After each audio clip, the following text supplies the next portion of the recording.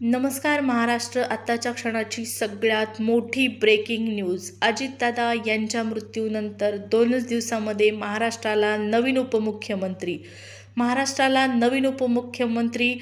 मिळत आहेत. आणि हे उपमुख्यमंत्री कोण आहेत हे जाणून घेण्यासाठी तुम्ही नक्कीच उत्सुक असाल तर हे नाव आहे अजितदादा यांच्या पत्नी सुमित्रा पवार. सुमित्रा पवार या होत आहेत महाराष्ट्राच्या पहिल्या उपमुख्यमंत्री महिला. महाराष्ट्राला आत्तापर्यंत महिला उपमुख्यमंत्री लाभलेल्या नव्हत्या आणि सुमित्रा पवार यांच्या माध्यमातून महाराष्ट्राला पहिल्या महिला उपमुख्यमंत्री लाभत आहेत.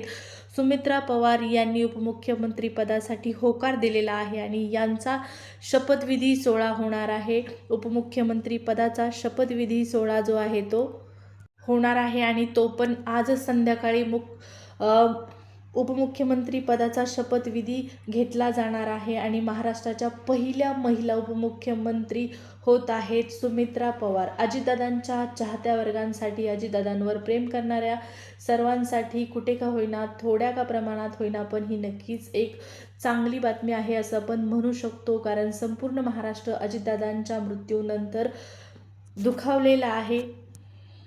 अजितदादा यांच्या मृत्यूनंतरच लगेचच राजकारणातील चर्चांना उधाण आलं होतं. आता राष्ट्रवादी कोणाकडे जाणार हाही एक मोठा प्रश्न निर्माण झालेला होता. परंतु आता या चर्चांना कुठेतरी फुल स्टॉप लागलेला पाहण्यास मिळणार आहे. कारण राष्ट्रवादीचा जो वारसा आहे तो सुमित्रा पवार आता पुढे नेणार आहेत आणि सुमित्रा पवार या होत आहेत महाराष्ट्राच्या पहिल्या उपमुख्यमंत्री महिला.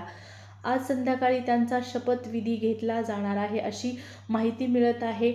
संध्याकाळी शपथविधी सोहळा पार पाडला जाणार आहे.